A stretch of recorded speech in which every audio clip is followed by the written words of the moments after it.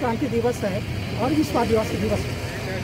जब 9 अगस्त 1942 को अंग्रेजों भारत छोड़ो आंदोलन हुआ था, उस समय देश के स्वतंत्रता प्रेमी जनता ने अंग्रेजों के खिलाफ युद्ध घोष किया था और एक लंबी लड़ाई के बाद हमें जो आज़ादी मिली है, हमें आज़ादी के बाद जो भारत में जो संविधान बना है और उस संविधान से ही देश चल रहा है। लेकिन आज हम देख रहे हैं केंद्र सरकार के जो नरेंद्र मोदी के नेतृत्व में आज देश की जो संपत्ति है, उस संपत्ति को जैसे बैंक, बीमा, रेलवे, शैक्षणिक संस्थाएं, इन सारे चीज़ों को एक एक करके कारपोरेट घरानों के हाथों में प्रधानमंत्री नरेंद्र मोदी उसे बेच रहे हैं। किसान जो देश का रीढ़ है, जो देश का पेट भरता है, और सबको मालूम है कि भारत एक कृषि प्रधान देश है और इस कृषि प्रधान देश में कृषि को भी कारपोरेट घरानों को देने के लिए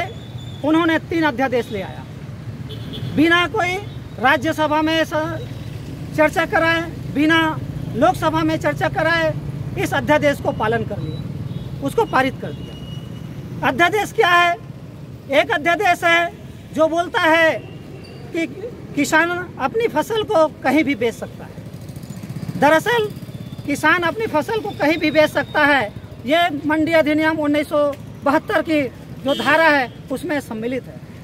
उसमें उन्होंने ये जोड़ा है, व्यापारी अपने किसानों के फसल को वो कहीं भी खरीद सकता है। इससे क्या होगा? मंडी जो संचालित मंडी है वो खत्म हो जाएगी।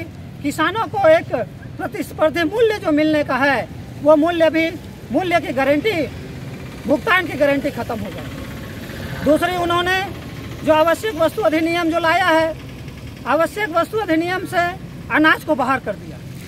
जब अनाज आवश्यक वस्तु अधिनियम से बाहर हो गया तो ये जो कालाबाजारी करने वाले बड़े बड़े व्यापारी हैं, जमाखोरी करने वाले हैं, मुनाफाखोरी करने वाले हैं, उनको छूट मिल जाएगा, क्योंकि ये कानून कहीं पर भी ये नहीं कहेगा कि आपको कितना माल स्टॉक करके रखना है, उसको बेहिसाब स्टॉक करने की उनको आज़ादी मिल जाएगी। तीसरा, उन्होंने लाया है कृषि का जो ठेकाकरण की जो बात है, किसानों की जो खेती है उसको कॉरपोरेट अपने हाथों में लेंगे और उसमें अपने हिसाब से, अपने मनमर्जी हिसाब से खेती करेंगे और किसान उसमें बंधुआ मजबूर बनने के लिए मजबूर हो जाएंगे। तो हम आज जो ऐतिहासिक दिन है 9 अगस्त 1942 को, जब अंग्रेजों भारत छोड़ो आंदोलन हुआ था, आप सबको मालूम है एक ईस्ट इंडिया कंपनी आकर यहाँ 200 साल तक भारत को गुलाम बनाकर रखा। तो आज जब ये कानून जो बनता है तो यह पूरा का पूरा जो कानून है बहुराष्ट्रीय कंपनियों को भारत में आने का, उनको मुनाफा बटोरने का पूरा उनको आज़ादी देता है, खुली छूट देता है।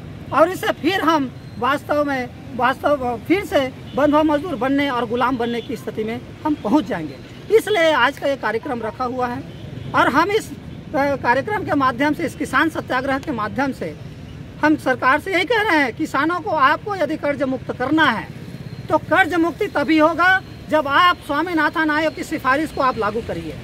आप जितने भी कृषि उपज हैं, चाहे वो फल हो, सब्जी हो, दूध हो, इसके लिए भी आपको एक न्यूनतम समर्थन मूल्य निर्धारित करना होगा। न्यूनतम समर्थन मूल्य निर्धारित करने के बाद न्यूनतम समर्थन मूल्य में खरीदी हो, इसके लिए आपको सुनिश्चित करना होगा, इसके लिए कानून बनाना होगा। और इसमें यदि नहीं होता है खरीदी तो उसके खिलाफ फौजदारी जो केस है, मुकदमा है, वो आपको दर्ज करना होगा।